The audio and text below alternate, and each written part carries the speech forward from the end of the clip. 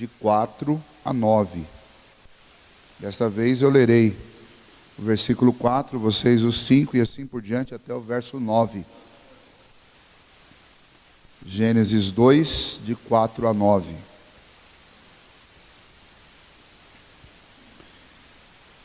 Esta é a gênese dos céus e da terra, quando foram criados, quando o Senhor Deus os criou.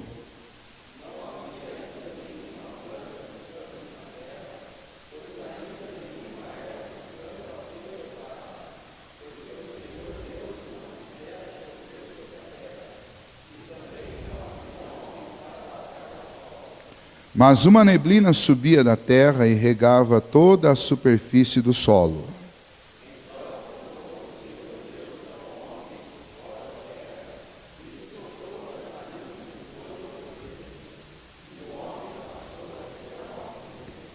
E plantou o Senhor Deus um jardim no Éden, na direção do Oriente, e pôs nele o homem que havia formado.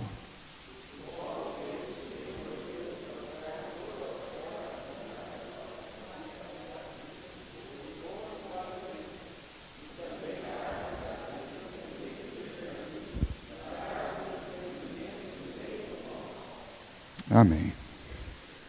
Muito bem.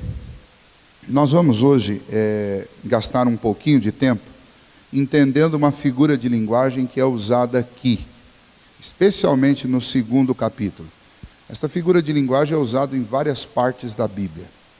E é bom que vocês aprendam aqui que isso inclusive vai me facilitar com o esboço lá de Apocalipse.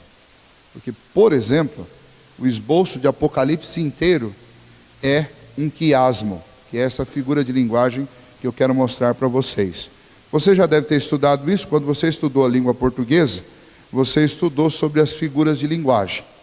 E o quiasmo é uma delas, mesmo na nossa língua, na nossa gramática. O problema é que o quiasmo é uma ferramenta na hora de você usar no texto, como uma figura, pouquíssimo usado, pouquíssimo mesmo usado na nossa língua. Mas existem alguns quiasmos da nossa língua extremamente famosos. Vocês vão lembrar e vão saber, e daí vocês nunca mais vão esquecer o que é quiasmo. Eu quero dar 3 exemplos de quiasmos antes de nós entrarmos aqui. Um exemplo, primeiro, visual. Para você entender o que é quiasmo, você começa com um exemplo visual. Quando vocês, antes de vir para cá, tomaram um banho, se arrumaram, vocês foram lá diante do espelho para pentear o cabelo. Qual era a diferença entre vocês, alguns não? O Josmar começou a rir aqui para mim, ficou inevitável. A piada, eu não... quem tem, né? Quem não tem foi lá arrumar o colarinho da camisa, né? Para ver como é que estava a sobrancelha, né? Se estava bem ajeitada, né? Mas quando você chega diante do espelho, você tem uma imagem sua refletida. Qual que é o problema com essa imagem? Essa imagem, embora ela seja bem nítida, embora ela seja bem realista, ela não vai te servir como uma referência. Por que ela não vai lhe servir como uma referência? Tente aparar uma ponta do seu cabelo com base no espelho.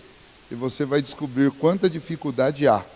Porque a imagem refletida, ela está invertida, né? E então, o resultado disso é que gera uma confusão mental quando você tenta fazer alguma coisa com você olhando para o espelho, né? Então você vai tentar mexer aqui, mas a mão está do lado de lá. E aí não funciona, alguma coisa não funciona. Mas é a sua imagem. Mas aquela imagem espelhada é um quiasmo. Na oralidade tem um quiasmo ainda muito mais conhecido. Todos vocês já ouviram uma propaganda muito popular que diz assim: Tostines é mais fresquinha porque vende mais, ou vende mais porque é mais fresquinha? Isso é um quiasmo.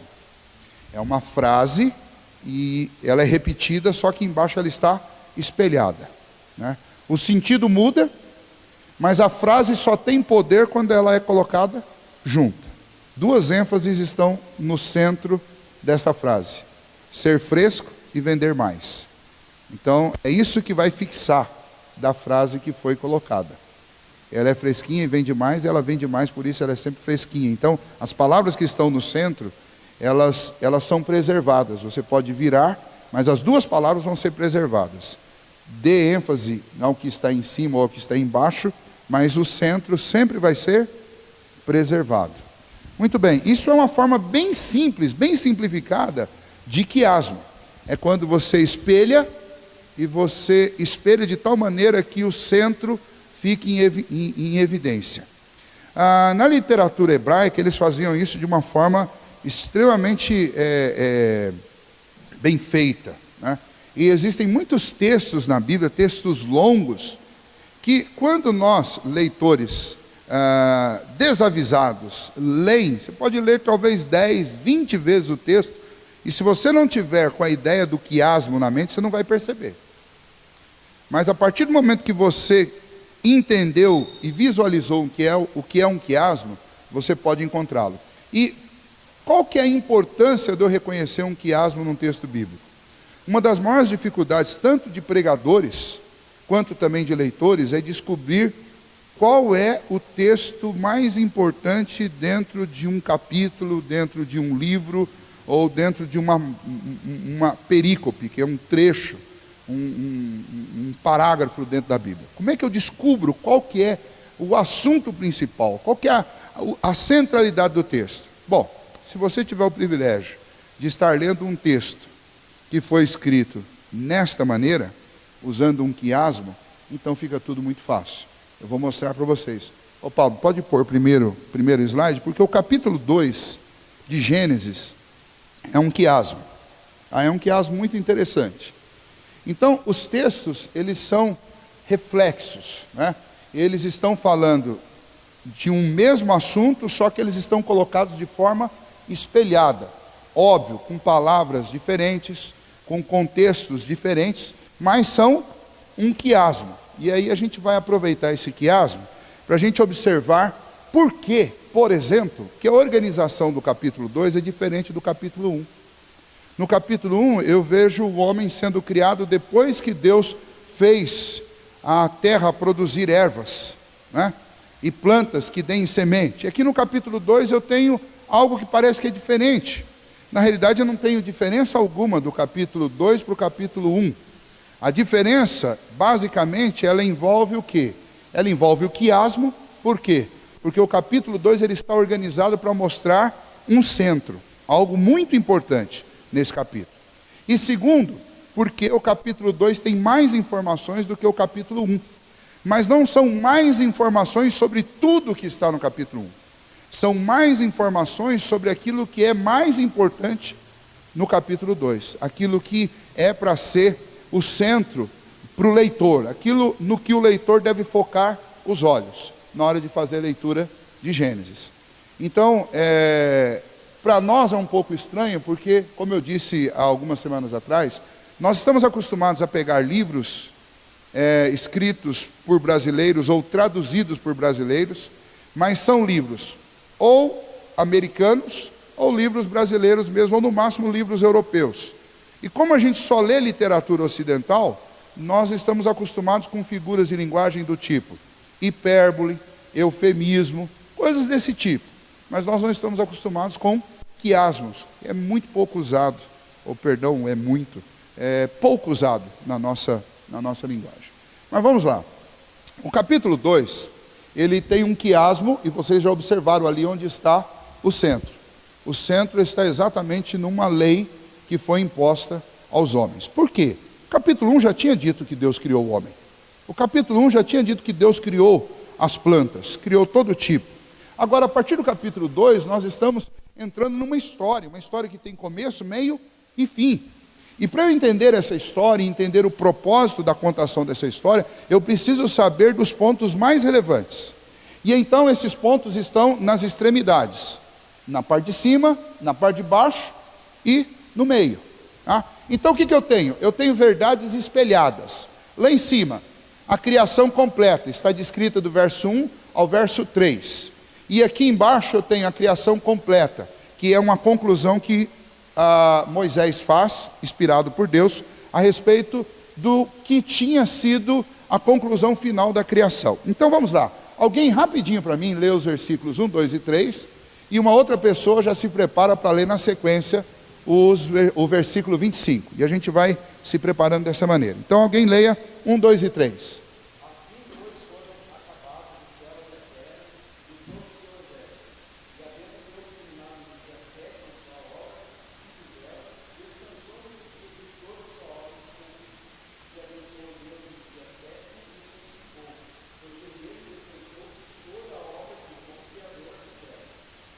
Ok, então Deus criou todas as coisas e ao descansar, Ele cria um propósito para toda a criação, que é dar glórias a Ele por aquilo que Ele fez. E também já cria um tipo do que vai ser a nossa realidade eterna, um descanso eterno, depois que todas as coisas forem consumadas, completadas. Veja o que está no versículo 25, pode ler.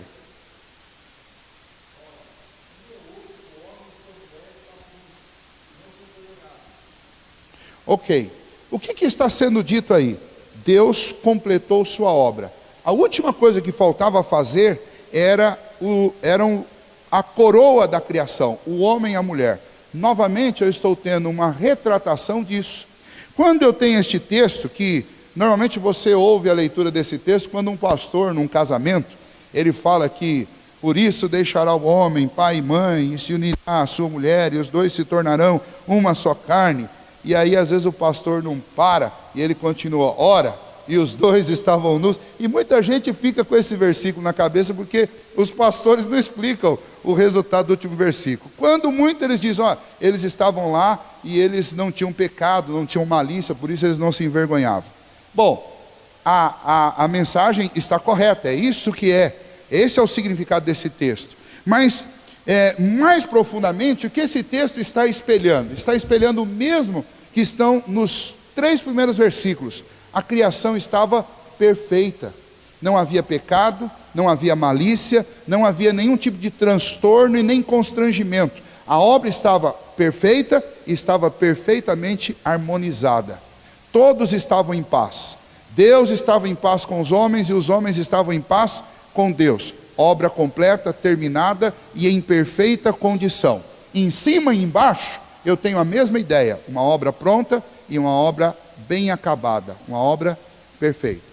Vejam lá, nos versículos de 4 a 9, que foram os versículos que nós lemos hoje, nós temos a criação do pó da terra. Quando eu olho lá nos versículos de 21 a 24, eu tenho a criação da mulher formada da costela do homem. Bom, por que Moisés não colocou essa criação logo na sequência lá em cima? Ele não colocou na sequência porque ele está escrevendo um quiasmo, ele está levando-nos daquilo que é das extremidades importantes para um ponto convergente entre ambas, que é muito importante. Vejam só, então alguém pode ler lá de 21 a 24, de 2, de 4 a 9 nós já lemos, de 21 a 24.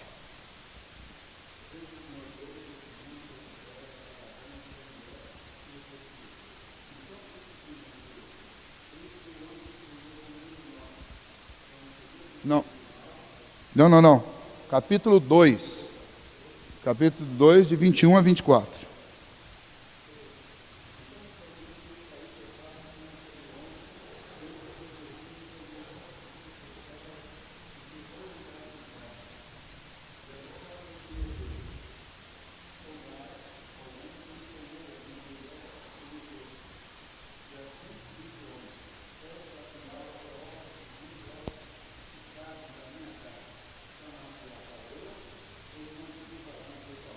Ok, Deus fez o homem, Deus fez a mulher. Deus plantou para Adão um jardim.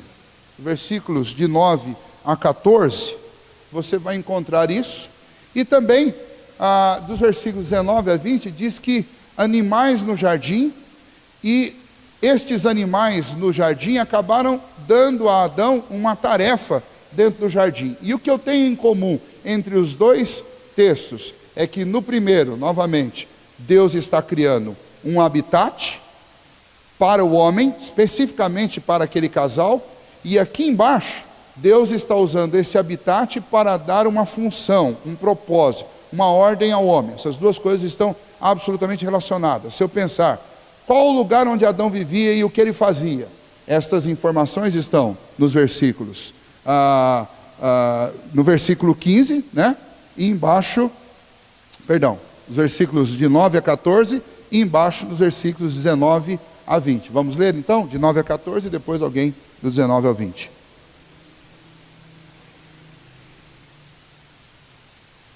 Um de cada vez, de preferência.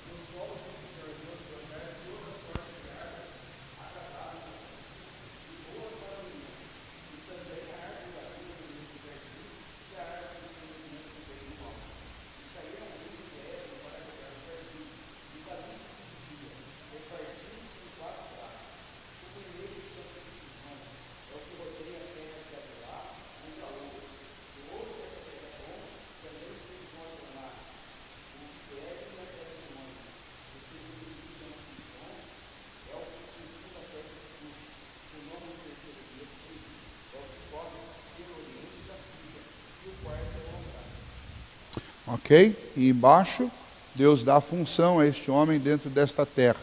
19 a 20.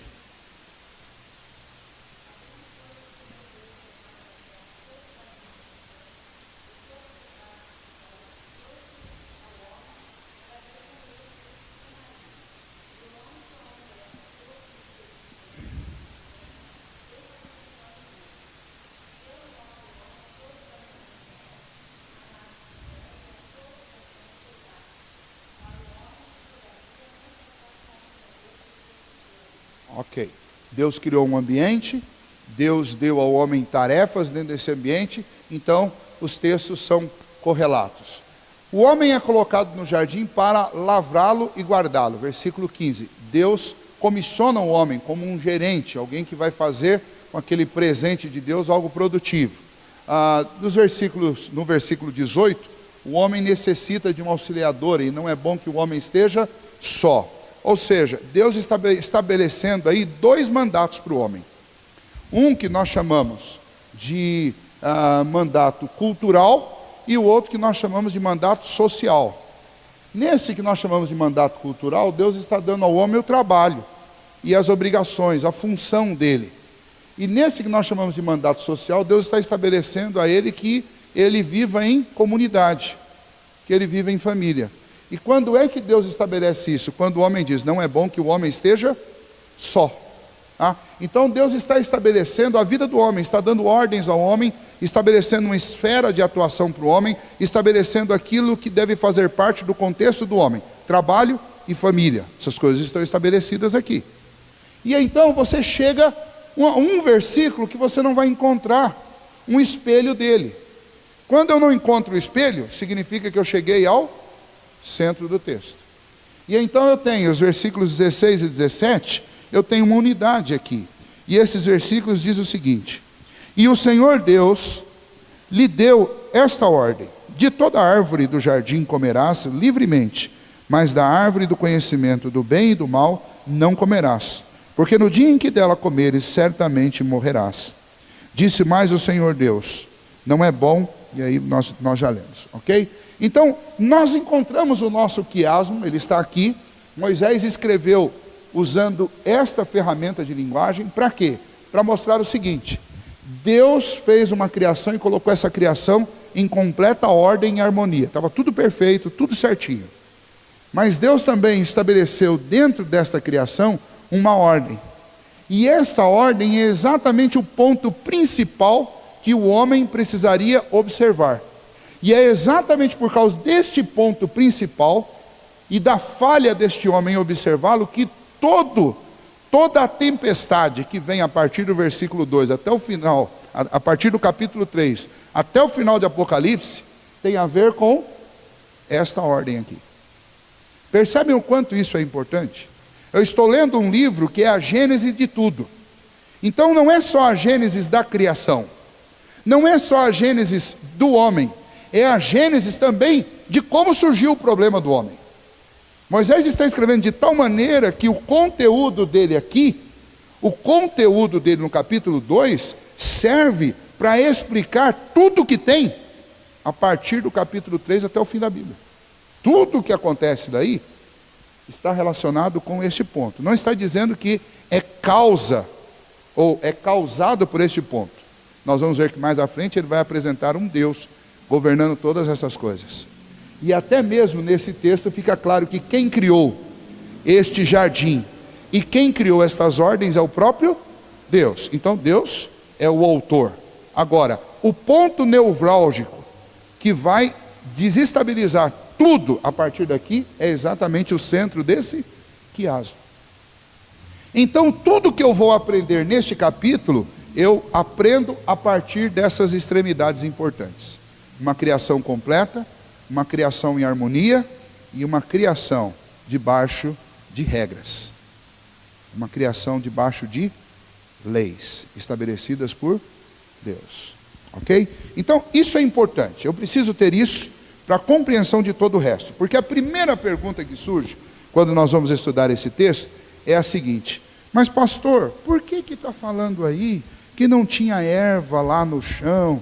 Por que está falando aí que não tinha crescido nada?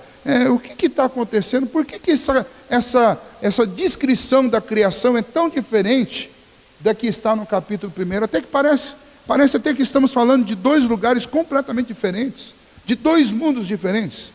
Não, o que está por trás dessa aparente mudança é exatamente a maneira como Moisés vai organizar agora para mostrar o dilema, o drama desta criação, que esta criação vai viver. Deus a faz de forma perfeita, mas ela vai viver algo extremamente dramático a partir do momento em que ela se deixa desestabilizar, exatamente por quebrar um mandamento de Deus. Nós temos aqui tudo perfeito. Nós temos uma obra completa, nós temos Deus estabelecendo o culto, a adoração, através do descanso a Ele. Nós temos homem, mulher e toda a criação vivendo em harmonia, e nós temos uma lei para preservar toda esta harmonia. Está tudo ótimo aqui, está tudo perfeito. E os extremos, os limites estão estabelecidos. A partir daqui, uma série de coisas vão acontecer. Mas o ponto principal para mim é que a organização não tem a ver mais com cronologia. A organização do capítulo 2 tem a ver com o que é importante, com aquilo que é mais sério, com aquilo que é fundamental. Então eu tenho criação do homem, que é a coroa da criação, e o estabelecimento de Deus de leis. O homem completa toda a obra da criação de Deus. E as leis estabelecem a ordem dentro dessa criação.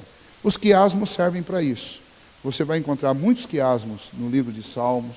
Como eu disse para vocês, Apocalipse inteiro, o esboço inteiro de Apocalipse é um quiasmo.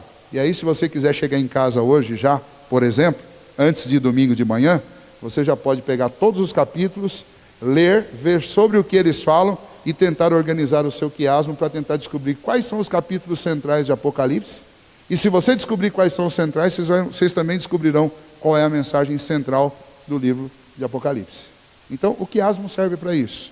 Ele serve para mostrar para o leitor, antes que ele consiga interpretar e entender tudo o que está escrito, o leitor já tem condição, só pela forma como o texto está apresentado, de descobrir qual que é o centro dele. Ok? Então, esta parte é a parte do quiasmo. Alguma dúvida sobre isso? Ou todas as dúvidas do mundo? Mas você pode treinar em casa, tentar encontrar.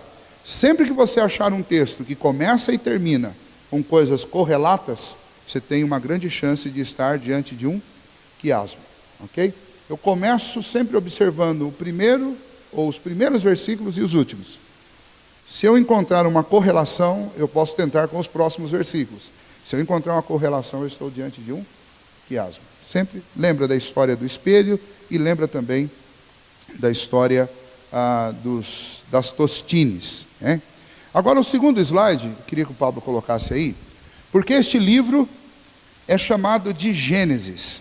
Moisés, novamente, com a sua, primeiro, inspirado por Deus, uma capacidade fantástica na hora de escrever, maravilhosa, e também a inteligência e tudo que ele tinha aprendido ao longo da sua vida, ele também tem outra organização dentro do livro de Gênesis, e essa organização nós vamos segui-la até o final do livro de Gênesis, mas eu quero apresentá-la para vocês também porque é esta organização que faz com que o livro do Gênesis receba o nome de Gênesis, que receba o nome de princípio. Ou, se nós estivéssemos falando em hebraico e lendo em hebraico, o nome seria Toledot. Toledot, que significa princípio ou gerações, ok? Então, o livro de Gênesis está organizado em Toledotes. O livro de Gênesis está organizado em gerações. E então são várias. Então veja só. Quando eu pego o capítulo 1 e os primeiros 3 versículos do capítulo 3, eu tenho o princípio. Um resumão de como Deus inicia tudo. E a partir do versículo 4 do capítulo 2, eu vou ter sempre no início de cada sessão esta declaração: esta é a Gênesis dos céus e da terra, esta é a Gênesis de Adão, esta é a Gênesis de Noé, esta é a Gênesis dos filhos de Noé. Ou seja, eu sempre vou começar uma sessão com Toledotes. Aí você pode perguntar assim: como é que isso foi descoberto? Isso foi descoberto exatamente porque, embora na nossa Bíblia a tradução não seja assim, porque é uma tradução acomodada, cada uma dessas sessões começa com a palavra Toledote, que são gerações, tá? Que são o princípio. E então na Bíblia hebraica isso fica muito claro, porque você vai encontrar. E então os estudiosos, os primeiros que fizeram essas divisões, eles pegaram o livro de Gênesis e foram separando por Toledotes. Cada vez que eles encontravam um, eles sabiam que eles estavam diante do início de uma nova sessão. Então, só para você ter conhecimento agora de início, tudo que nós vamos ver agora a partir do versículo 4 são Toledotes, são Gênesis. Então a primeira, que vai até o final, até o capítulo 4, versículo 26, o final do capítulo 4, é a Gênesis do céu e da terra. Ele vai contar como a história deste mundo, que está debaixo dos céus e sobre a terra, aconteceu. A criação completa, nós vemos aqui no capítulo 2. No capítulo 3, nós vamos ver essa criação completa em harmonia, caindo em desordem. Capítulo 4, nós vamos ver as consequências desse pecado e as tragédias que ele vai trazer com ele. Aí eu tenho o segundo Toledote, que é a genealogia de Adão. E é interessante que a partir daí você já tem uma geração, que não é a geração mais dos filhos de Deus, mas ela é a geração dos filhos dos homens. Por quê? Porque na primeira Gênesis, é a Gênesis dos céus e da terra, é a criação de Deus. A partir do capítulo 5, eu tenho a criação de Adão.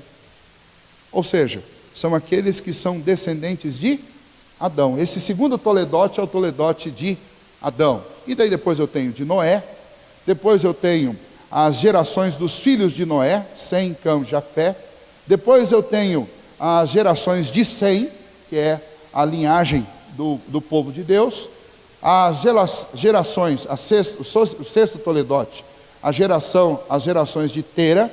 Sétimo Toledote são as gerações de Ismael, filho de Abraão. O oitavo são as gerações de Isaac, filho de Abraão. O nono são os descendentes de Esaú, os edomitas. E por fim, que é aquilo que vai abrir o leque para toda a história da Bíblia, eu tenho os descendentes, ou o Toledote de Jacó, de quem todos nós acabamos sendo descendentes. Ok? Então, é uma organização feita de tal maneira que ela vai abrindo o leque e vai expandindo. É assim que Moisés escreveu, usando figuras como o quiasmo e abrindo o leque, vai abrindo. Tá? Então, isso é importante na hora de eu ler Gênesis, para que eu não leia simplesmente como se eu estivesse lendo um livro que alguém pegou lá e começou a escrever, sem organizar e sem pensar. Cada um dos versículos e cada uma das histórias está organizada para ocupar uma posição certa, com um propósito específico. O propósito, vamos voltar, lá no primeiro dia que nós começamos a estudar Gênesis. O propósito é fazer com que o povo volte a enxergar Deus na história, volte a colocar a sua confiança e a sua fé em Deus, volte a adorar única e exclusivamente a Deus. Lembra que esse povo é um povo que está vindo do Egito, num lugar onde existiam muitos ídolos, e este povo tinha perdido muito do seu conteúdo de oralidade, e agora Deus vai fazer com que Moisés escreva esta tradição inteira, para que o povo não esqueça mais nem de Deus e nem de onde eles devem colocar a sua confiança. E a história, de uma forma muito peculiar, vai mostrar que sempre o problema do homem está em ele tirar de Deus a sua confiança e começar a confiar em outros ou em si mesmo. A história desde Gênesis capítulo 3, ela está aparentemente desestabilizada. Por quê? Porque o homem deixa de confiar em Deus, ou duvida de Deus, e começa a confiar em outros ou em si mesmo. E a intenção de Moisés, ao escrever este livro, inspirado por Deus, é exatamente fazer com que a confiança daquele povo voltasse a ser colocada única e exclusivamente em Deus, bem como a sua obediência. Aqui nós já tiramos uma lição. Tudo que estiver ao seu alcance para ensinar a confiança em Deus, você deve fazer. Isso é importante e tem uma aplicação muito prática para a nossa vida. Às vezes nós achamos que os nossos filhos eles vão aprender a ser crente por osmose, né? Ele nasceu numa família de crente, eu digo, meu filho foi criado na igreja. Não é assim que funciona. Eu preciso ser criativo e eu preciso ser exemplar para que os meus filhos realmente coloquem a confiança deles em Deus, né? E Moisés e a própria Bíblia inteira, ele é um exemplo disso. Quanta criatividade Deus usou para nos ensinar. Quanta criatividade, quanta inteligência, quanta sabedoria Deus concedeu a Moisés para que ele escrevesse de uma maneira que até hoje eu pudesse aqui, né, 4.000 anos depois que esse texto foi escrito, eu pudesse começar a falar sobre esse texto e pudesse falar coisas absolutamente novas sobre esse texto. Eu lembro quando meu professor de hebraico começou a falar sobre Gênesis 1:1 e passou quase 2 meses falando de Gênesis 1:1. A gente não aguentava mais ele falando de Gênesis 1:1, mas ele não esgotou o assunto. E hoje eu pego a apostila dele, o manual dele, a sequência das aulas dele, e eu tenho em casa comentários de Gênesis que são muito mais densos. E ele mesmo certamente já reviu sua apostila e já fez, e já aumentou muito mais, porque há muito para se conhecer. Porque houve tanta sabedoria, inteligência e perspicácia na hora de escrever o texto, que inúmeras figuras e organizações foram criadas para que o texto ficasse rico e para que o texto fosse inesgotável de informação, com um propósito específico: fazer com que a gente reconheça Deus na história e deposite nossa confiança inteiramente em Deus. Isso que é importante. E não durma, né? De jeito nenhum. Muito bem. Vamos lá. Então, vamos na sequência aí, a partir do versículo 4. A palavra Gênesis é uma tradução da palavra Toledote. Nós encontramos aí. Em cada caso, estas frases que trazem a palavra Toledote, elas são um título, né, para a sequência que vem a seguir. A primeira sequência que nós temos está dita aí. Vejam só, o versículo 4, ele já deixa claro: esta é a Gênesis, este é o Toledote dos céus e da terra. A criação organizada em forma de semana, ela já foi apresentada no capítulo 1. Agora, a intenção de Moisés é contar uma história.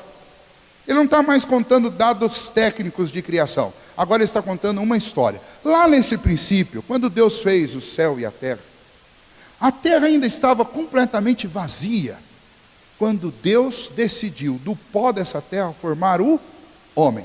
Se no capítulo 1, o homem é apenas um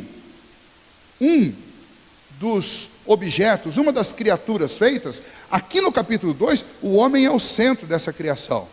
É como se Moisés estivesse dizendo: Deus fez tudo. E agora, para coroar tudo que ele fez o homem. E então, em relação a tudo mais que existia, o homem é principal. E então o foco é no homem, o foco não são nas ervas, nem nas plantas frutíferas, nem nas árvores. Pouco importa se elas já estavam dando fruto ou se elas não estavam. O ponto é, dessa terra, sem nada, Deus fez o homem. Esta é a gênese dos céus e da terra. É a história de um Deus que fez o mundo inteiro para colocar o homem lá, como coroa da sua criação, para que este homem vivesse esta harmonia que Deus fez, vivesse em paz com ele mesmo e vivesse em paz com Deus, e assim Deus fosse glorificado.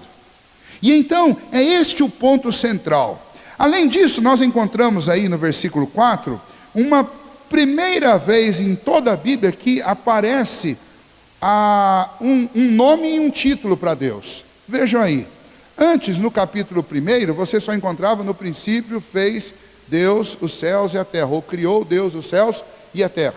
E viu Deus que era bom. Aqui é algo diferente. Aqui Moisés já dá um título para Deus. Ele fala, o Senhor Deus. Então eu tenho aqui um nome próprio e eu tenho aqui um título. Ok? É igual se eu falasse assim, olha, estamos aqui hoje com a ilustre presença da presidente Dilma. Ok, eu estou falando, eu precisava falar de alguém que vocês não iam esquecer nunca mais, né?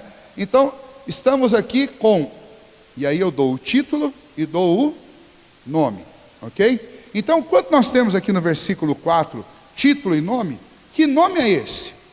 E que título é esse? O nome nós já conhecemos, ele já apareceu lá no primeiro capítulo, é Elohim, que inclusive eu dei a tradução para vocês, que é o deuses, né? Que é um nome para Deus, um nome próprio, mas esse nome próprio, ele é escrito numa forma plural, o deuses. Esse é o nome de Deus, é o nome próprio de Deus, o deuses.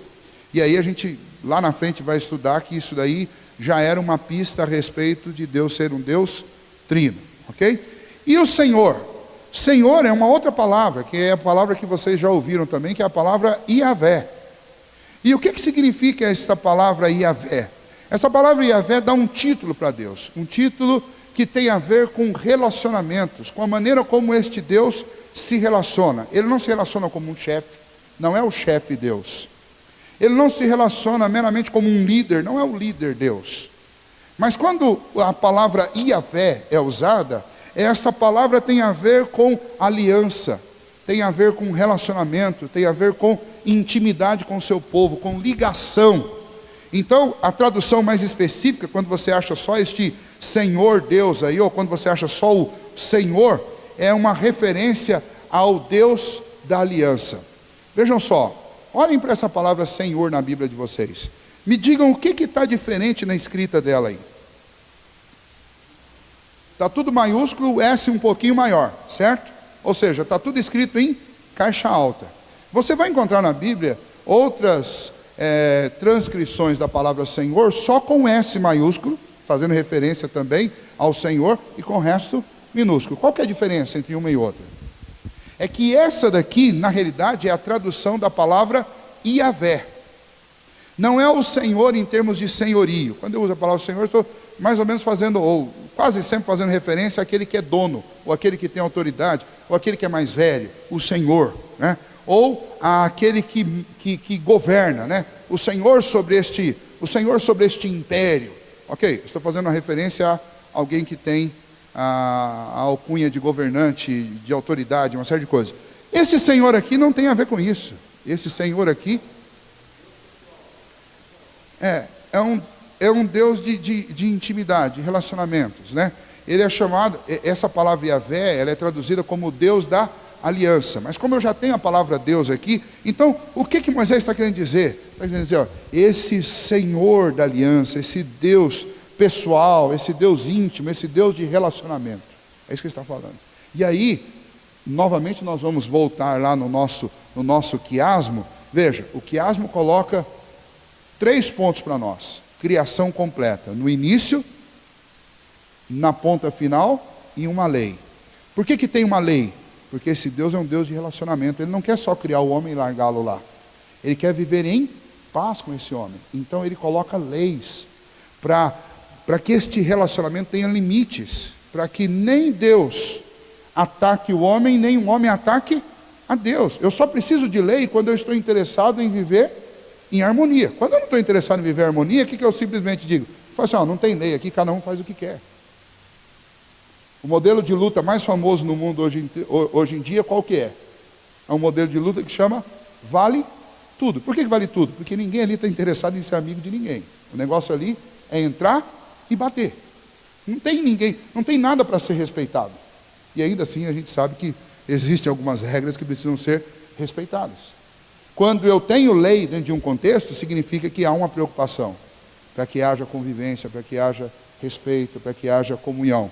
Então, isso tem tudo a ver com o que Moisés está dizendo. Moisés não conta mais a Gênesis simplesmente de um Deus todo-poderoso criando coisas.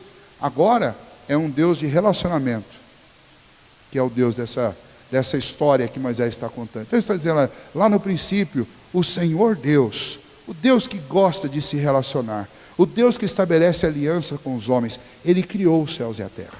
Ele fez tudo. Estava tudo perfeito. E então Ele fez um homem. Ele fez o homem para se relacionar com Ele. Porque um Deus da aliança criando um homem, qual que é a intenção? A intenção é viver em aliança. Ok, continuando. A ausência de chuva, nós encontramos aí na sequência. 5, versículo 5.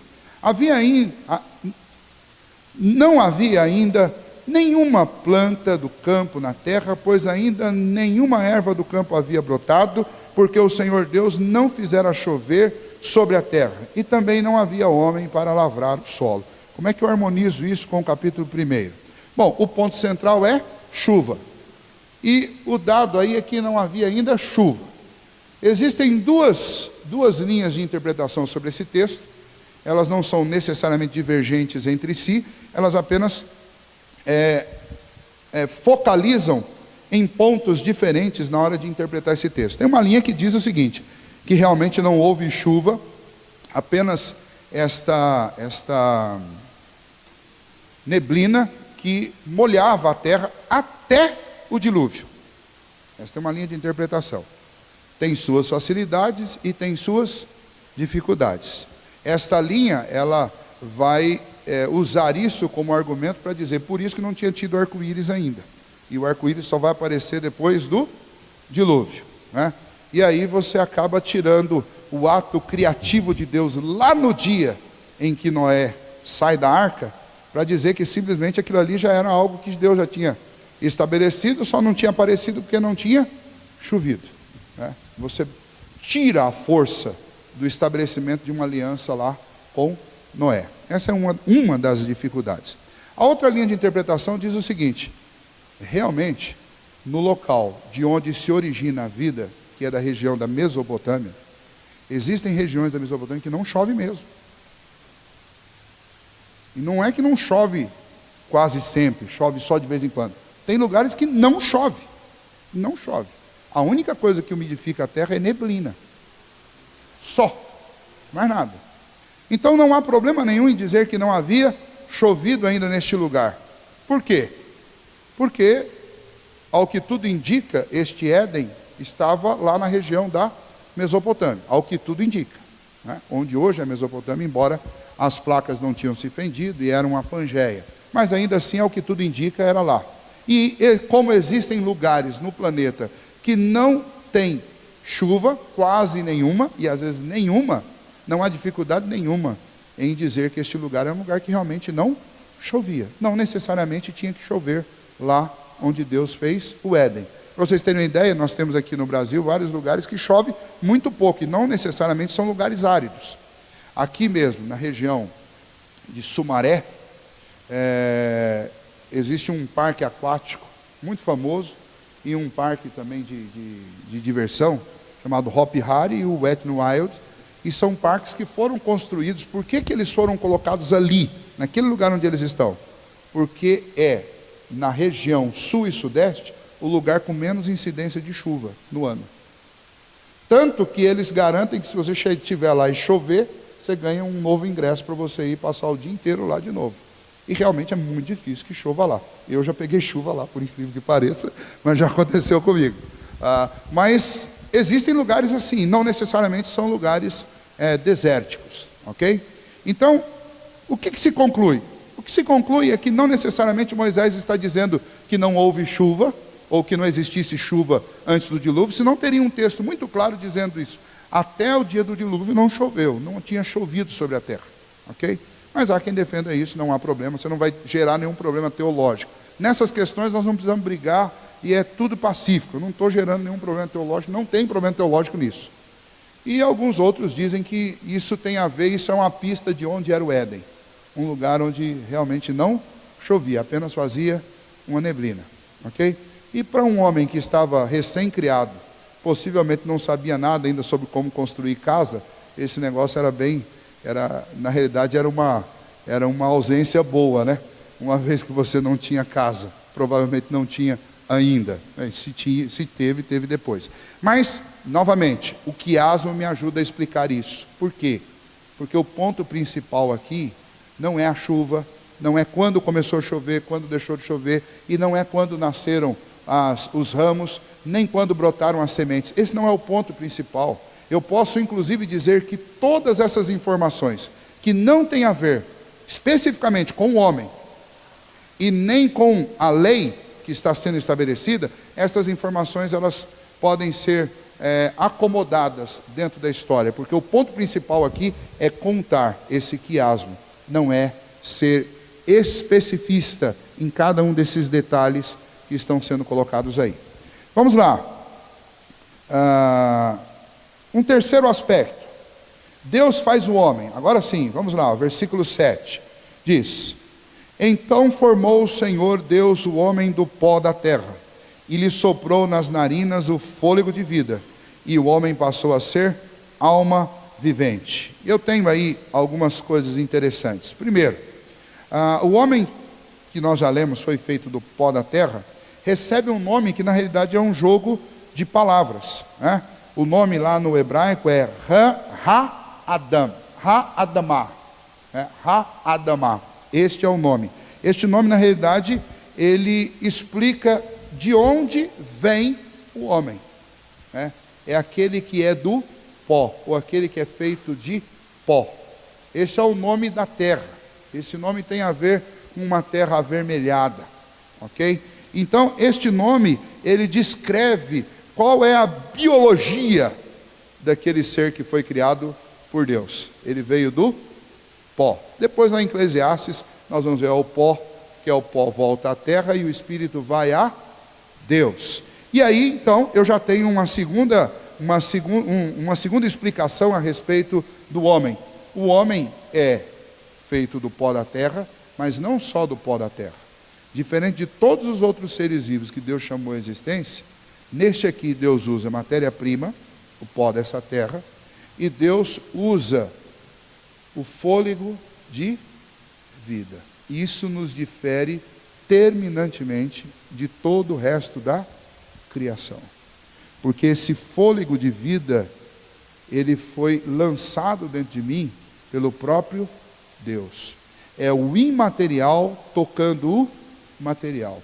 É o espiritual tocando o físico.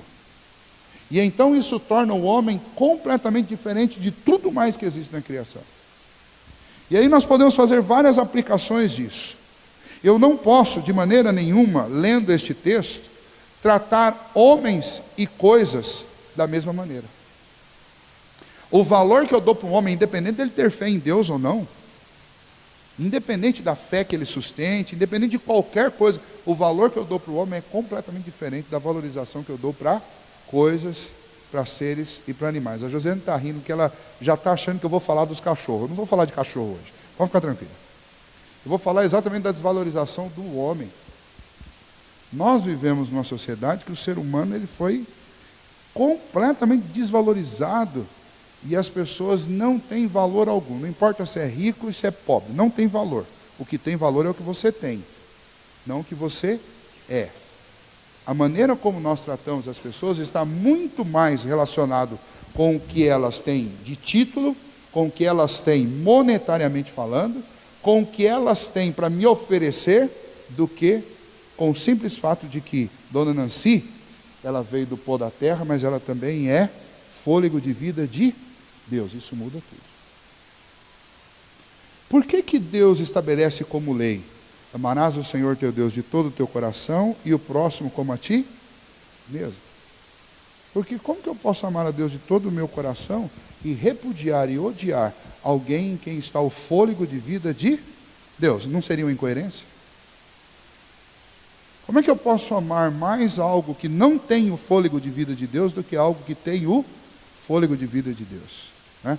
Eu fico tentado a falar dos cachorrinhos, porque hoje existe comida muito mais cara para os cachorrinhos do que para a gente. Né? Tem gente passando fome e tudo bem, Deus me deu um mandato social, eu tenho que cuidar de toda essa criação. Mas cuidar de toda a criação não significa valorizar mais as coisas do que as pessoas, porque o homem também faz parte da criação. E se tem alguém dentro da criação que deve ser cuidado, amado e respeitado, independente da fé, é o ser humano. Por quê? Porque dentro da criação nenhum outro ser ensina mais a respeito de Deus do que o homem, mesmo que seja um homem ímpio, pecador, completamente transviado. Por quê? Primeiro, nós somos feitos à imagem e semelhança de Deus. Ainda que essa imagem fique deturpada pelo pecado, os animais não foram feitos à imagem e semelhança de Deus. Um ser humano deturpado pelo pecado ainda ensina mais sobre Deus do que qualquer outro ser. Segundo, este ser humano tem o fôlego de vida de Deus. Existe uma alma vivente dentro dele. E eu devo respeitar essa criação por isso. E se existe alguém que pode realmente punir esta criação, este alguém é Deus. Então todo sentimento de ódio, de mágoa, de desprezo nosso, ele na realidade é um sentimento pecaminoso. É um sentimento pecaminoso. Porque ele está sendo emitido contra alguém que é imagem e semelhança de Deus e que tem o fôlego de Deus. Além de ser um indivíduo pessoal e ter a sua individualidade deve ser respeitada. Isso é muito difícil para nós. Mas estudar a criação, entre outras coisas, nos faz olhar para o homem. O homem é a coroa da criação. É fácil a gente identificar isso quando a gente está lendo o texto. Mas quando a gente está andando na rua, a gente não considera isso. Né? Na semana passada eu compartilhei um texto lá no Facebook, alguns leram. Quem não leu ainda, eu aconselho se você puder ler. O título do texto é Lamborghinis e Leões. E aí a desvalorização da vida humana. Por quê? Porque na semana passada, um dentista milionário pagou uma grana lá para caçar um leão famoso. O mundo inteiro ficou comovido com a morte do leão. Mas só um dado de um país, nos Estados Unidos, o aborto legalizado, oferece para quem quiser um mercado de partes de corpo de crianças abortadas. Pode comprar cabeça, pode comprar braço, pode comprar perna.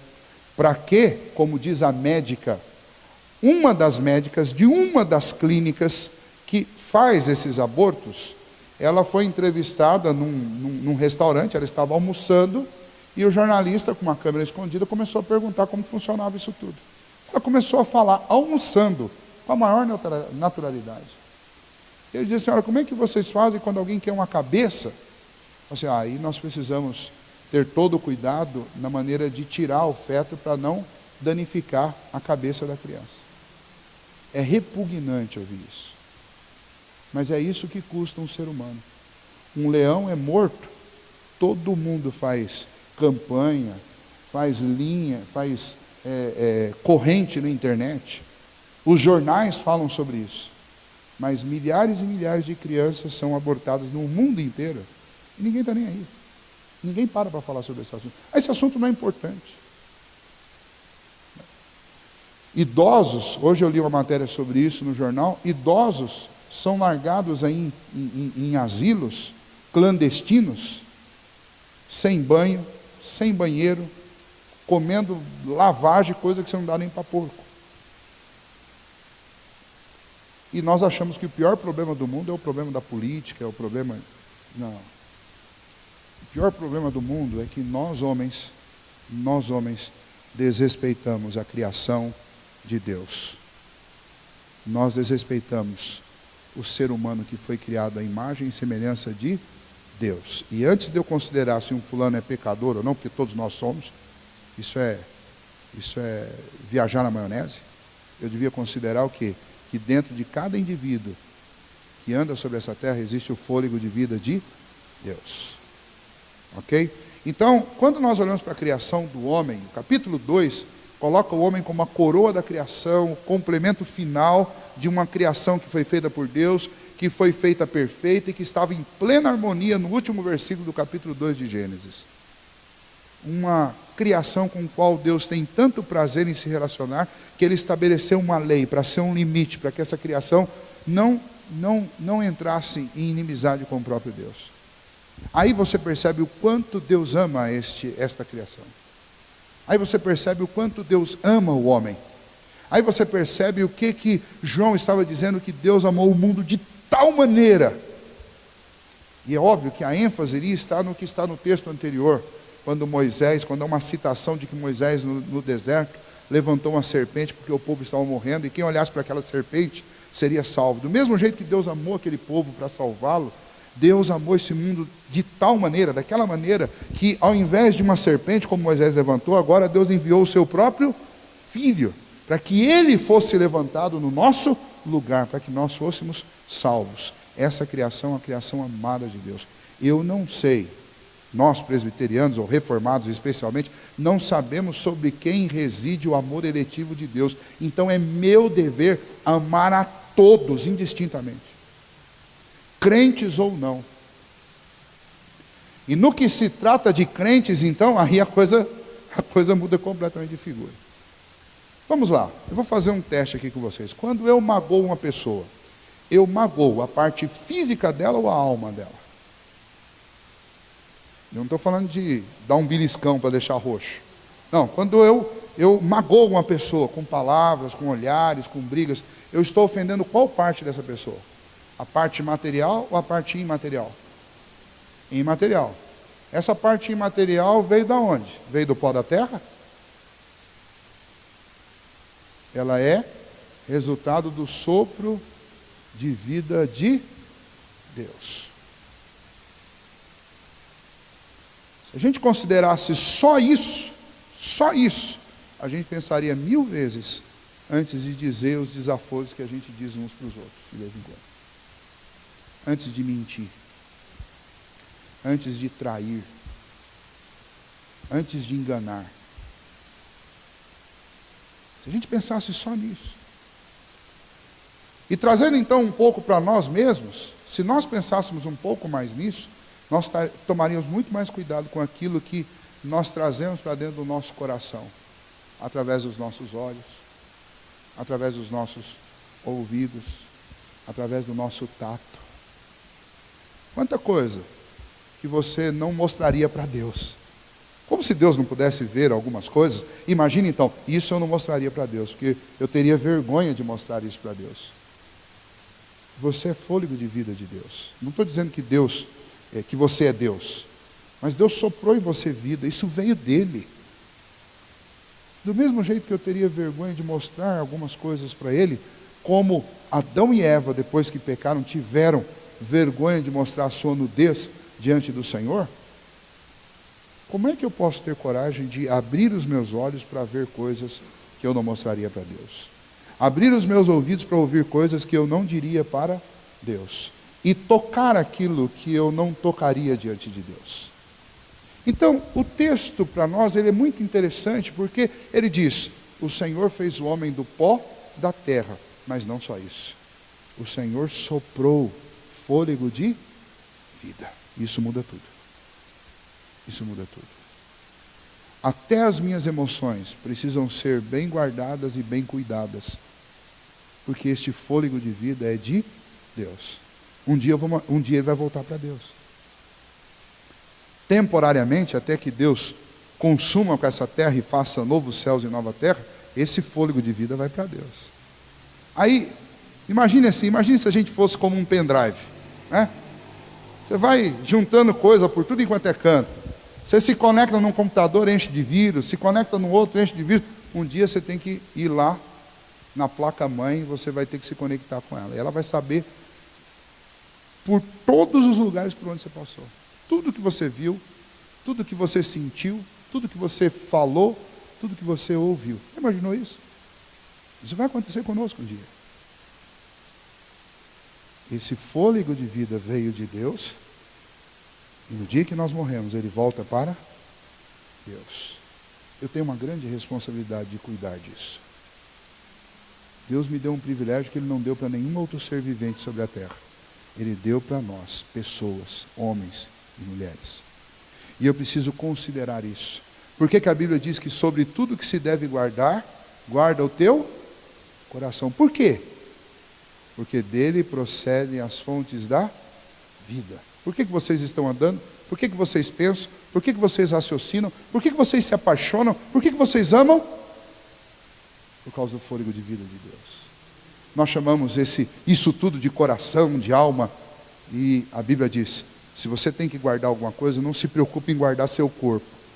Tem muita gente que cuida muito do corpo, mas não cuida nada do coração e nem da alma. A palavra de Deus diz, guarda o teu coração. Esse é o ponto. Esse é o ponto. Gênesis 1 nos mostra a criação como um todo. Gênesis 2, Deus mostra o centro da criação. Aquilo com o qual Deus quer ter relacionamento perpétuo. É o homem. Por isso Deus colocou leis para este homem. Porque Ele quer estar em harmonia com o fôlego de vida dele.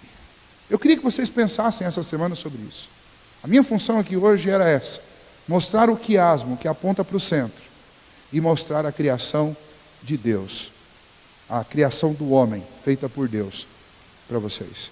Nós já lemos milhões de vezes que o homem foi feito do pó da terra. E que Deus soprou na boca dele o fôlego de vida. Mas nós já paramos para pensar o que isso significa? Nós não paramos. E eu gostaria muito que durante essa semana nós pensássemos nisso.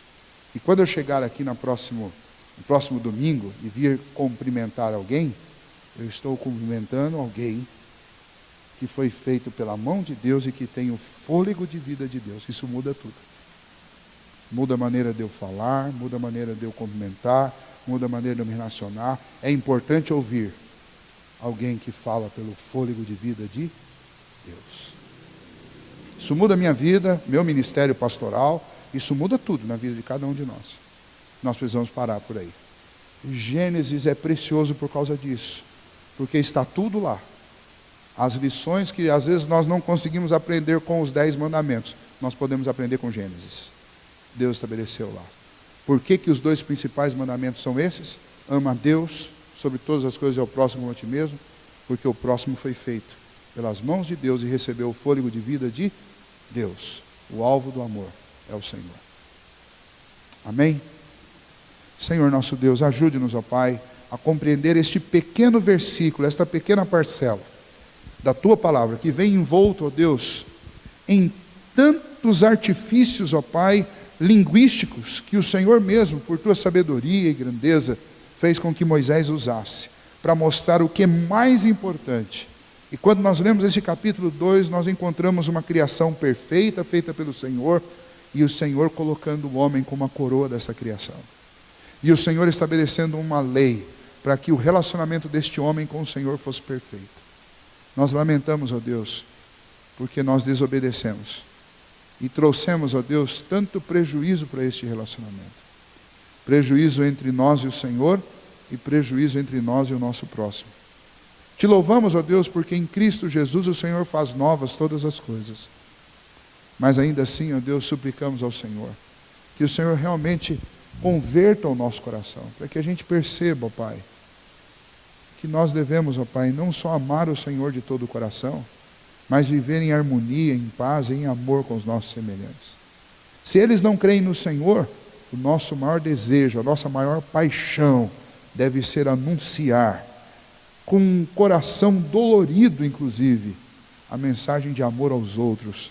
Dolorido por saber que muitas pessoas que têm o fôlego de vida do Senhor estão se perdendo.